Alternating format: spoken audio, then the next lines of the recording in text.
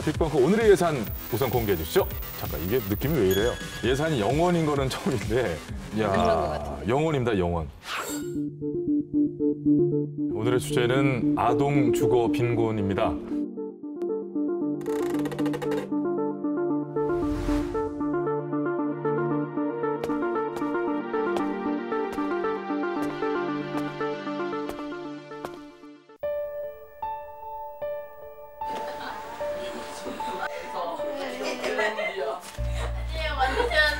짝짝이잖아. 이쪽이 더 길잖아. 아, 붙었잖아요.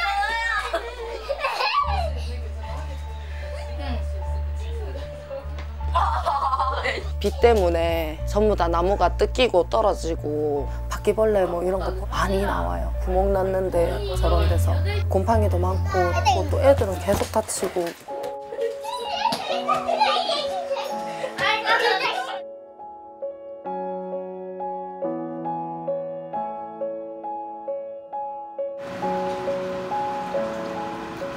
바닥이 내려앉았어요.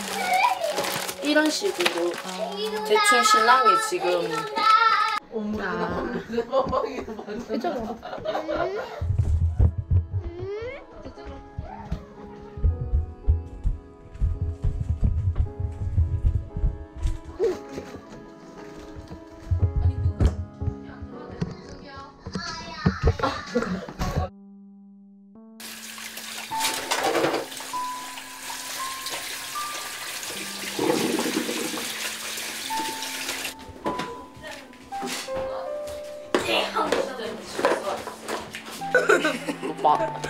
더들이 수저 똑똑하지. 말아줘.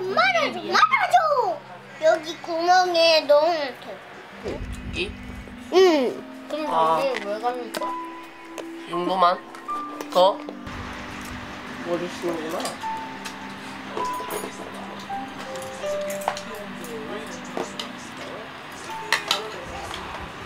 하도 답답해서 동사무소 전화를 했었어요. 사실은 지원받을 수 있는 방법은 없겠냐니까 없다고 하시더라고요. 방이 생기고 벽도 도배하고요. 그다음 침대도 있어요.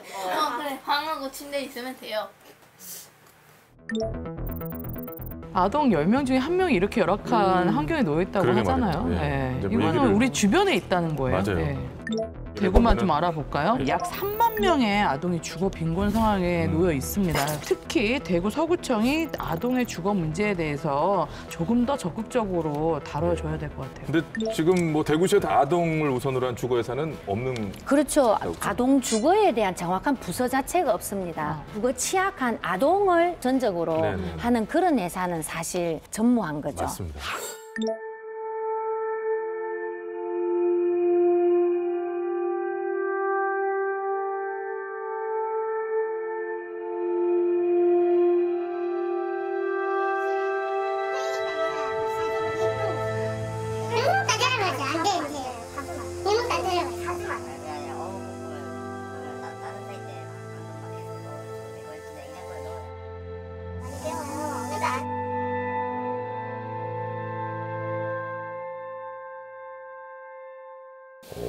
자는 시간까지 포함해서 하면 온라인 수업까지 하면 한 적어도 16시간 그 정도 있는 것 같은데요, 집에.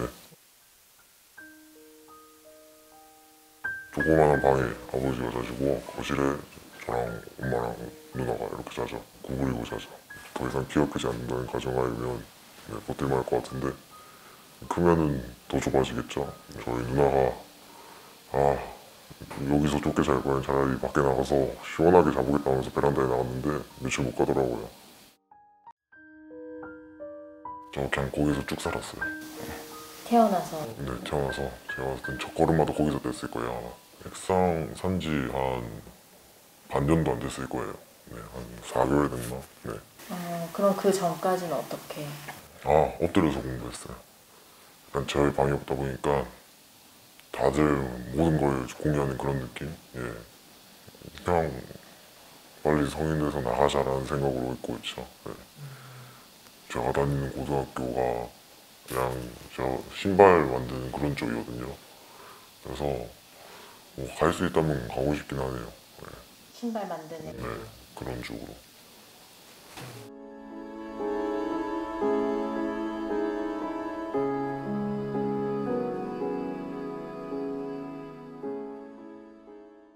그 수급비가 사실 그냥 뭐 일상생활을 하고 나면은 없거든요. 그걸 모아가지고 집을 이사를 한다는 거는 생각지도 못하고, 우리가 이사를 하게 되면 이사 비용도 만만치가 않잖아요. 그 이사 비용 자체도 자체적으로 마련하기가 쉽지가 않은 거예요. 그래서 지금 당장 이제 옮길 수 있는 형편은 안 되고, 지금은 이제 집값이 더 올라서 더 힘들 수도 있겠고, 그래서 이거를 좀 나라에서 제도적으로 좀 마련을 해주는 게 좋지 않을까 하는 그런 제 생각이고.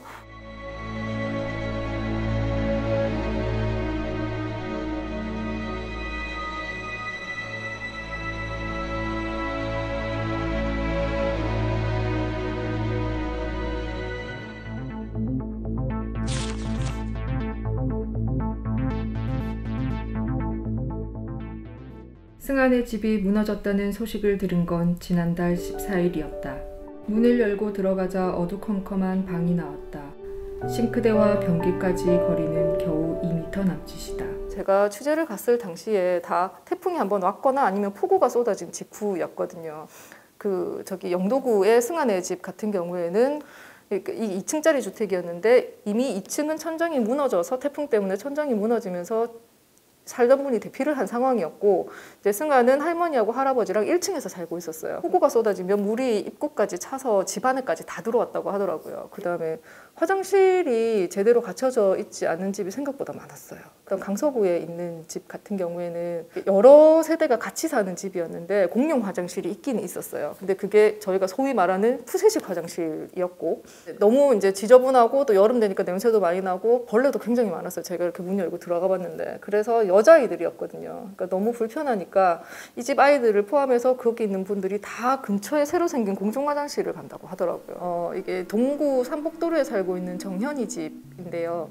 이제 딱 들어갔을 때 제가 받은 느낌은 온전한 곳이 하나도 없구나라는 느낌이 있었어요. 그러니까 벽이라든지 아니면 바닥이라든지 천장이라든지 이런 게 너무 이제 모든 게 다 불안해 보였는데, 제가 취재를 할 당시에 한 명은 중학생이었고 2명은 초등학생이었거든요. 이제 첫째한테 이 집에서 어떤 부분이 가장 좀 불편하냐라고 일반적인 질문이라고 했는데, 이 친구가 되게 약간 허탈한 표정을 지으면서 이 집이 애들이 살 수 있는 집은 아니잖아요 라고 얘기를 하는데, 이 집에 대해서 어떤 감정을 느끼고 있는지를 그 한마디에 이제 다 표현이 되더라고요. 그래서 이게 부산이 아마 아동 친화 도시일 거예요. 그런데 이제 그렇다면 이제 아동 친화 도시라는 이름을 내걸 만큼 정말 다른 지자체와 차별화된 어떤 정책을 만들고 있느냐, 혹은 그런 고민들을 하고 있느냐 봤을 때 저는 꼭 그렇지는 않다라고 생각을 하거든요.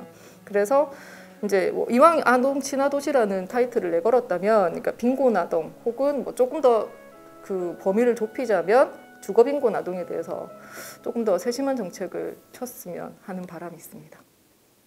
앞서 그 대구 현민회처럼 뭐 집이 뭐 낡았다거나 깨끗하지 못하다거나 뭐 화장실이 없다거나 이런 것만이 주거 빈곤에 해당된다는 생각을 잠깐 하고 있었는데, 정순애처럼 집이 너무나 좁은 것도 주거 빈곤이고, 1인에게 어떤 그 최소한의 주거 어떤 환경이 되는 넓이가 나왔잖아요. 그것보다 이제 훨씬 좁기 때문에. 제가 참 가슴이 아픈 건 키가 크는 것을 걱정해야 될 정도로 그런 공간에서 키가 크면 안 되겠죠. 그런 걱정을 하는 집이 과연 편안하게 느껴질까. 사실은 지금 경수 같은 경우에 큰 학생입니다. 누나하고도 같이 살고 있고. 이렇게 볼 때 최저주거 기준 내에 그 침실 분리 원칙 있지 않습니까? 네. 사실 저는 이게 지금 많이 우려가 되는데요. 만 8세가 되면요, 그 이성인 경우는 상호 분리하게 돼 있습니다. 이게 주거의 기준이에요. 네, 그렇죠. 경수가 지금 17세 맞죠?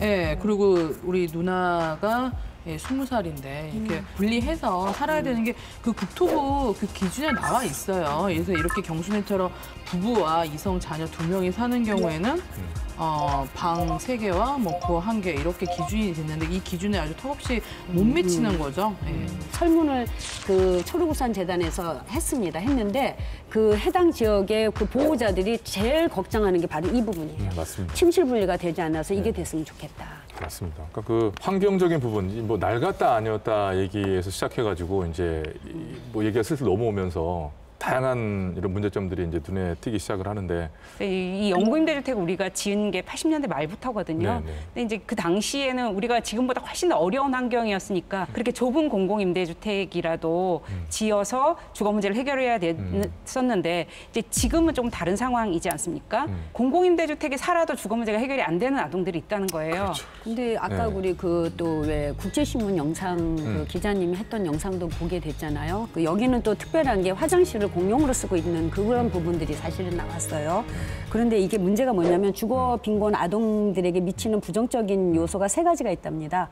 첫 번째가 아까 우리 초대해보는 곰팡이, 벌레들에 대한 건강의 문제고요. 네. 두 번째가 화장실로 인해서 그 성추행에 대해 노출되는 거. 이게 아주 부정적인 요소고요. 그다음에 아까 우리 소장님 말씀대로 그 집으로 인해서 자기가 오는 총체적인 우울증. 이것이 아이들에게 미치는 부정적인 요소 3가지로 지금 분류가 되는데요. 이 상황을 이렇게 지켜보면서 좀 속상한 거는 뭐 유엔 협약이라든가 뭐 유엔 해피타트라든가 뭐 많지 않습니까? 아이들에 대한 권리 조약이라든가 다 있는데 그게 문서상에 종이상에는 다 있어요. 그런데 중요한 거는 현장에서는 그게 보이지 않다는 것이 이렇게 눈에 보이니까 좀 마음이 많이 좀 슬퍼지네요. 네, 네. 이게. 자, 아동 주거 빈곤 얘기 쭉 나누고 있는데 자 그렇다면 또 부산 얘기로 들어왔으니까요. 전국에는 아까 이제 94만 명 현재 그런 상황에 놓여 있다고 그랬는데 그중 어느 정도가 부산에 있을까요? 부산에는 5만 명 정도가 있고 3,400명 정도가 집이 아닌 그 주택에 거쳐에 살고 있습니다. 예. 지금 뭐 다른 지자체와 비교를 해봐도 7대 특강시에서 서울과 인천에 비해 3번째로 높은 또 그런 숫자라고 그러는데 아동 가구 주거 빈곤 비율을 부산 안에서만 비교해 보면요. 부산 중구가 17.1%로 가장 높게 나타납니다. 그 다음이 동구, 영도구 순인데요. 이곳 3곳 모두 부산 평균보다 높습니다. 가장 낮은 그 기장군과 비교했을 때 중구가 4배 이상 비율이 높게 나타나고 있습니다.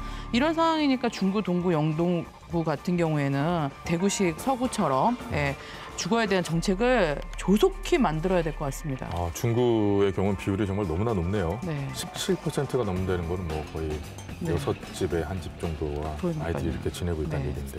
그 특히나 말씀하신 중구, 뭐 동구, 영도구, 서구까지도 근데 여기가 좀 많이 노후된 낡은 건축물의 한 그 비율이 60%라고 높기도 하지만 계단도 많고 또 집도 높고 여러 가지로 그러다 보면 결과적으로 집값이 싸겠죠. 다른 평지에 있는 것보다. 예. 그래도 어렵고 열악한 사람일수록 그쪽으로 이곳으로 이주해서 사는 그런 또 형편이 되고 있고요. 부산시도 지금으로서는 아동 주거에 대한 전용 정책이나 예산은 없다는 거죠. 그렇죠. 주로 여기 다 수단이에요. 그럼 결국은 정책도 0이고 예산도 0이라는 거죠. 자, 지금 뭐 대구 얘기, 부산 얘기 들었는데 최은영 소장님, 이 전국적으로도 마찬가지겠죠? 이게 아마 아동에 대한 시각이 비슷할 테니까요. 네. 주거 환경에 대해서는. 대부분의 지자체에서 예산이 거의 없는 상황이라고 알고 있습니다. 네. 자, 그렇다면 다시 또 현장으로 가보겠습니다. 이 열악한 환경에 있는 아이들에게 정말로 필요한 것은 무엇일까요? 빅벙커가 직접 얘기를 들어봤습니다.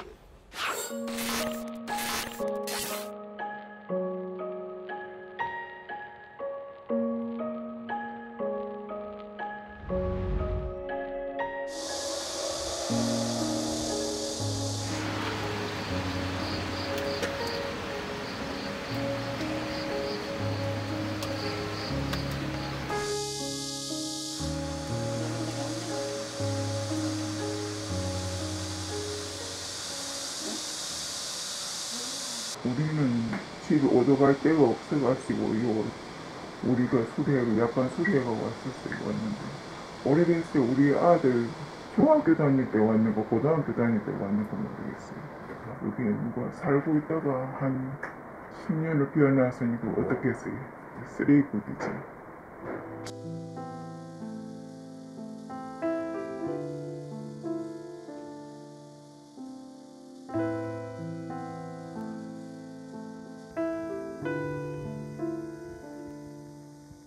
올해도 더웠고 작년에도 더웠어요. 더웠어요. 추워요. 겨울에는 세탁기도 부는데. 오륙도 되면 얼어요. 비 말고 뭐 여기서 물이 에이 들어와. 비가 많이 나와요. 습기가 차니까. 곰팡이나 습기 그런 게 있다 보니까 좀 비염이나 뭐 기한적으로 별로 안 좋은 증상이 조금씩 있기는 해요.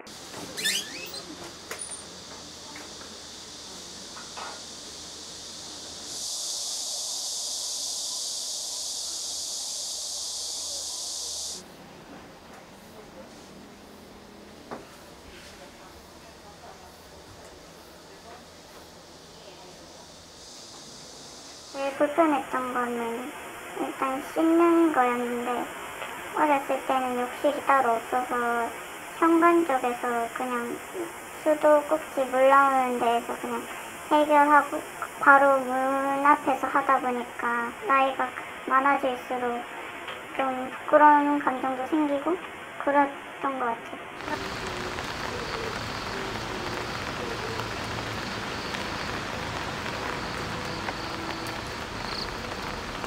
경험이 많지 않으니까 어렸을 때는 이게 당연한 걸로 생각을 했으니까 말로 표현을 못한다거나 그런 친구들은 나서서 뭘 하기 어려운 상황이니까 직접 집에 찾아와서 불편한 게 뭔지 다 세세하게 물어봐줘서 그런 것들 챙겨줬으면 좋겠고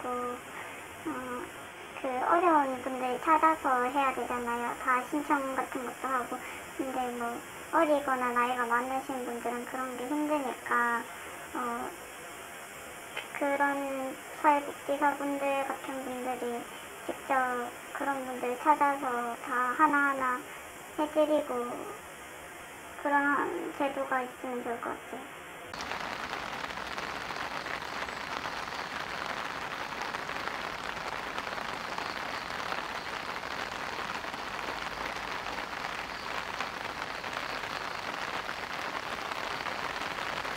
네, 영지가 이제 성인이 돼서야 그 당시 그 시절에 뭐가 어떻게 필요했었다, 어땠다 이 얘기를 지금 정리해서 말할 수 있는 목소리에 힘이 생겼을 때 얘기해 준 거잖아요. 아마 과거의 자신과 비슷한 처지, 현재에도 처해져 있는 그 아이들을 대변해서 얘기해 준 게 아닐까 싶게 들리기도 하는데 우리 영지 같은 경우는 지금 현재 이제 대학교 2학년인데 옛날 자기 어릴 적 시절처럼 그렇게 어려운 환경에 있는 어떤 동생들이 있다면 제일 먼저 필요한 게 일단은 찾아가서 이야기를 좀 들어줬으면 좋겠다.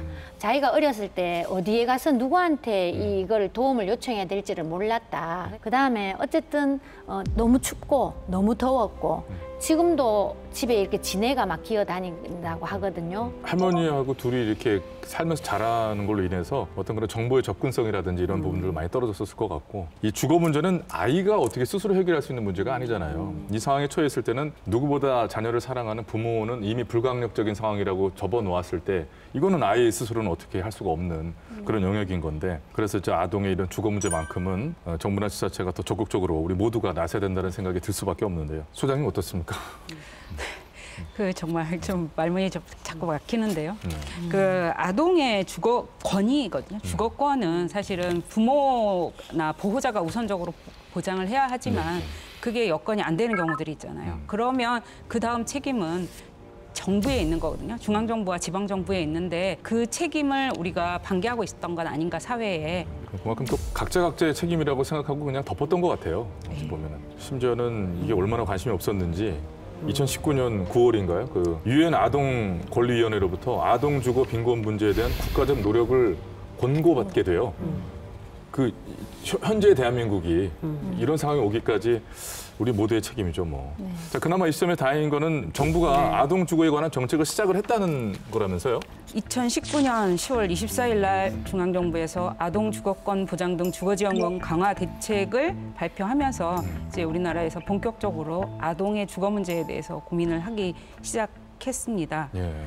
그래도 그나마 그 중앙정부에서 주거 취약 아동 가구에게 공급주택을 3만 호를 지원한다는 조항을 넣었어요. 근데 전국에 한 57만여 가구 필요한 아동 가구가 있는데 사실 3만여 가구는 없는 것보다는 감사하지만 양은 좀 많이 적은 편이기 때문에 이제 중앙정부 주거복지 예산을 좀 살펴봤거든요.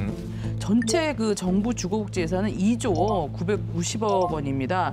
여기서 94%가 주거급여예요. 이렇게 좀 자세히 살펴봤더니 이 주거환경 개선 예산 220억 원 중 대부분은 낙후 지역, 그러니까 도시재생 뭐 이런 그 소규모 정비, 그러니까 지자체에서는 도로, 공원, 주차장 이런 데 다 쓰여지고 있더라고요. 이렇게 참 하나도 들어가지 않는 예산 경우는 제가 처음 보는 것 같아요.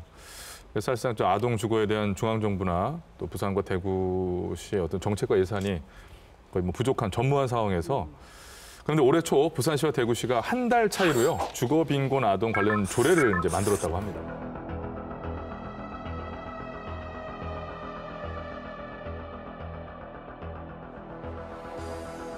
저희는 주거 실태 조사 연구비 2억을 그 특별회계 세출로 잡아놨어요.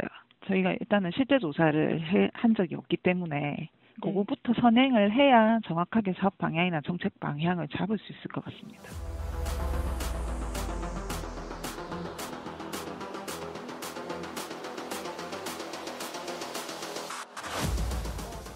도시공사에서 내는 이익 배당금을 거기에 40%는 무조건 주거복지나 이런 데 쓰도록 저희가 아예 특별회계로 이 돈을 뺀 거죠. 그래서 작년에 400억이면 400억에 이제 저희가 40%면 한 160억 정도가 되잖아요. 일반 아동들 같은 경우도 좀 우선순위로 들어갈 수 그거는 힘들 것 같아요.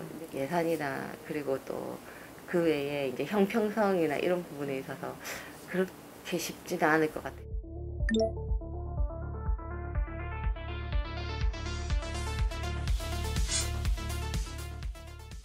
우선 저희 기초 자료를 하기 위해서 전반적인 취약계층에 대한 조사를 하려고 하거든요.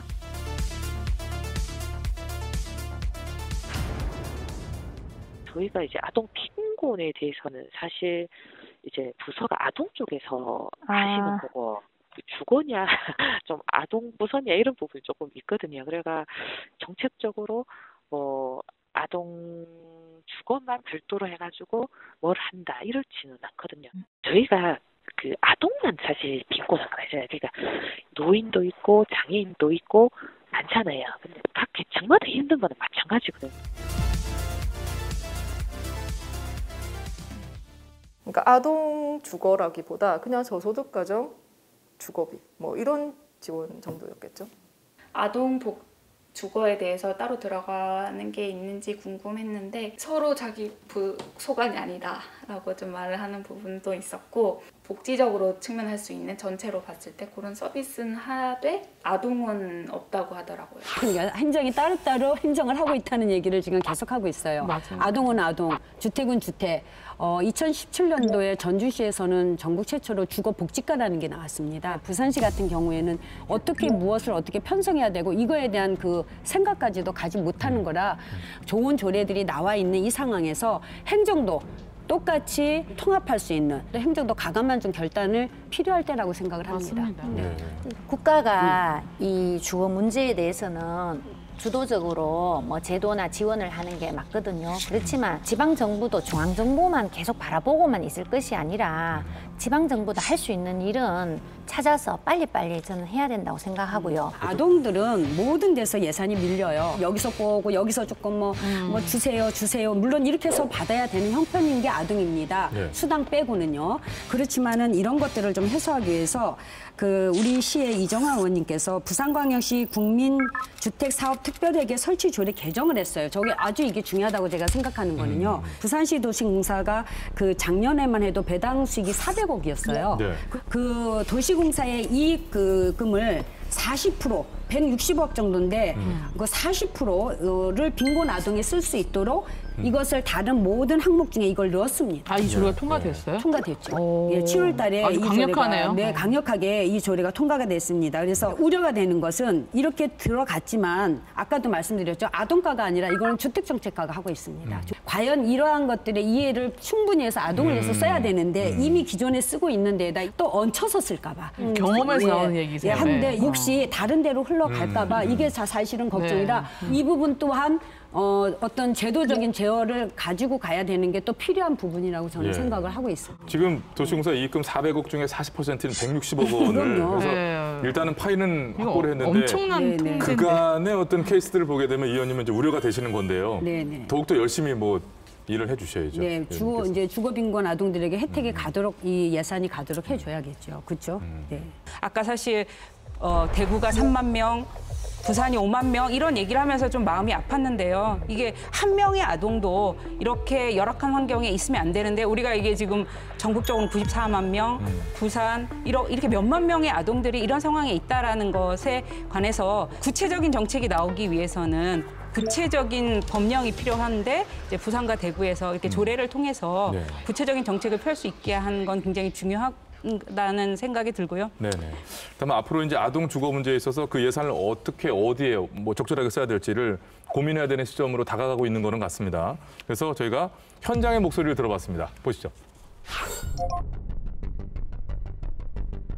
저는 당장 주거 상향이 필요하다라고 생각을 해요. 그런 것을 하기 위해서는 정책적으로 공공임대주택 지원이라든가 주거급여 또는 아동주거수당 이런 것들을 지원할 필요가 있을 거고 매입임대주택이라든가 전세임대주택이 들어가기 위해서도 개인이 부담해야 되는 보증금이 있거든요. 실은 그러한 돈도 없어가지고 매입임대주택이라든가 전세임대주택에 가지 못하는 아동주거비용 가구가 있어요. 그러면은 그 보증금을 지자체하고 또는 민간단체하고 같이 마련해서 보증금을 지원해주면서 소득 수준은 같아도 집 자체가 바뀜으로써 아동과 부모가 삶이 굉장히 많이 바뀌는 걸 볼 수가 있어요.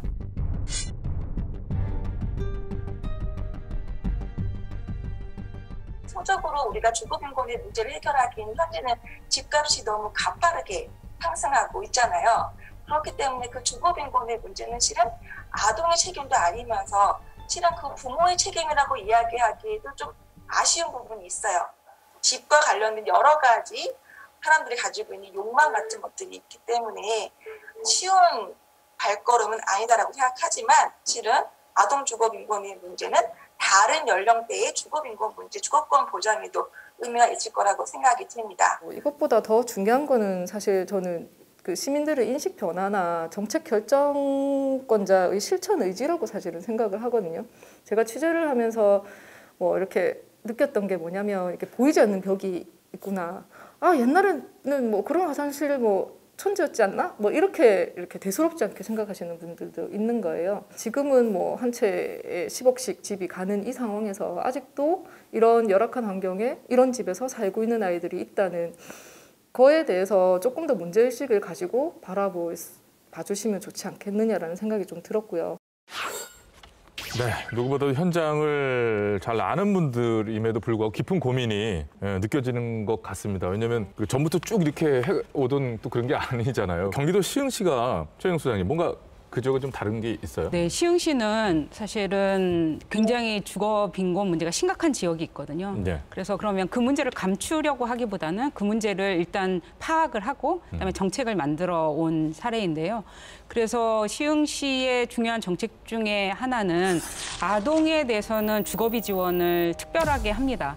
그다음에 아동이 있는 경우에는 주거비를 더 추가적으로 지원을 하고 있습니다. 그래서 지금 사실 아동의 주거 문제는 굉장히 좀 시급한 문제잖아요. 그럼 우리가 당장 급하게 할 수 있는 거는 주거비 지원을 통해서 이 문제를 해결할 수가 있어요. 그다음에는 이제 집 수리. 이제 시흥시는 이 부분을 조금 색다르게 하고 있는데 아동 있는 가구 경우에는 200만 원 정도를 더해서 가구 같은 거 경우도 그 설치할 수 있게 해주고 있어요. 근데 제가 처음에 시흥에서 아동 가구에 대해서는 가구 지원을 한다고 할 때 사실은 좀 집 주거에 관한 정책인데 가구를 지원한다? 이게 좀 이상하잖아요. 그렇게 생각을 했는데 얘가 굉장히 좁은 경우, 수도권에는 이제 좁은 집들이 많은데 2층 침대가 있으면 그게 훨씬 더 넓어지는 거예요. 서울시 사례를 좀 말씀드리고 싶어요. 네. 그래서 서울 그 주택도시공사 통해서 지금 그 아동 가구들한테 일정 정도의 그 공공임대주택을 공급하고 있거든요. 올해는 150호, 내년에는 200호 정도를 공급할 예정입니다. 서울이니까 좀 가능한 또 얘기일 수도 있는데요. 공공임대주택 관련돼서는 또 대구, 부산 도시공사가 또 이렇게 나서는 것도 저는 좋은 대안이라고 생각합니다. 다른 분들도 지금 뭐 아이디어랄까? 뭐 지금 공공임대주택을 짓는다 이거는 너무 시간이 많이 걸리거든요. 아이들은 금방금방 크는데 이런 노후화된 주택이나 빈집 같은 거를 우리 행정기관에서 좀 신속하게 리모델링하거나 해서 좀 속도전이 필요한 것 같습니다. 지금 이제 운영하고 있는 주거복지센터 굉장히 중요합니다. 이게 바로 주민과 이런 어려운 아동과의 관계를 연결해 줄 수 있는 연결고리인데요. 부산시에 지금 도시공사가 갖고 있는 2개 있습니다. 도시공사가 과연 이걸 얼마나 잘할지 참 답답합니다. 주거복지센터가 좀 더 확충될 수 있도록 예산 편성이 돼서 홍보와 교육이 난 필요하다고 생각합니다. 네. 영국 같은 경우에는 10살이 넘는 딸하고 아버지하고 같은 방에 자는 게 법으로 금지거든요. 우리는 주거 기준이 있긴 하지만 사실은 그게 강행 규정이 아니라 그냥 기준만 있을 뿐이에요. 최저주거 기준 같은 게 강행 규정화가 돼야 되고, 근데 그러면은 따라가야 되는 게 그럼 못 지키는 사람은 어떻게 할 건데가 있는 건데, 그거를 위해서는 스스로 그 문제를 해결할 수 없는 사람에 대해서는 지원이 필요한 거죠. 중요한 제목을 짚어주셨는데 예산이 네. 충분히 있으면 네네. 또 주택 지원을 통해서 그 분리는 네. 자연스럽게 이루어질 수 있는 또 그런 부분이기도 하기 때문에 그래서 사실은 이런 프로그램이 있을 때 댓글에 주로 이렇게 달릴 거예요. 그 부모는 뭐하고 그렇게 능력 없으면 아이 낳지 마. 막 이런 굉장히 심한 소리까지들이 달리는 부모의 책임으로 돌렸는데 이 부분에 이제 우리가 10명 중에 1명은 스스로의 힘으로 이 문제를 해결하지 못하니 사회가 나서서 아이들의 문제를 해결하자. 그러니까 아동이 돈이 쓰이는 예산에 들어갈 때는 가족 구성원이고, 그다음에 그게 아니고 견뎌야 되는 상황에서는 아동이 아까도 말한 작은 성인이에요. 딱 그거예요. 이런 것들이 앞으로 예산을 짤 때 참고가 잘 됐으면 하고요. 그래서 하루빨리 그 8만 명의 주거 빈곤 아동 수가, 우리가 주거 빈곤 아동에 관련된 예산이 0이 아니라 그 아동 수가 0이 됐으면 하는 바람입니다. 빅벙커 공식 마무리 코너 한 줄 평을 끝으로. 바퀴벌레, 곰팡이보다 더 무서운 건 무관심입니다. 한 아이를 키우려면 온 마을이 필요하다라는 아프리카 속담이 있습니다. 예, 다른 나라보다 100년이 늦은 문제입니다. 빨리 해결했으면 좋겠습니다. 아동의 미래는 집에서부터 시작됩니다. 맞습니다. 예. 일단은 부모들이 불강력적인 상황에 부딪힌 이후에 생겨난 문제들입니다. 그래서 부모들은 뭐하고라든지 아까 수장님 말씀하셨든지 그런 정서는 좀 배제를 해주시고, 사실 이 아이들이 우리의 미래잖아요. 그렇잖아요. 가장 기본적인 권위라고 표현되어 있잖아요. 그것만큼 우리가 지켜줄 수 있어야. 자, 예산 추적 프로젝트 빅벙커 다음 시간엔 또 새로운 예산으로 찾아뵙도록 하겠습니다. 시청해주신 여러분 고맙습니다.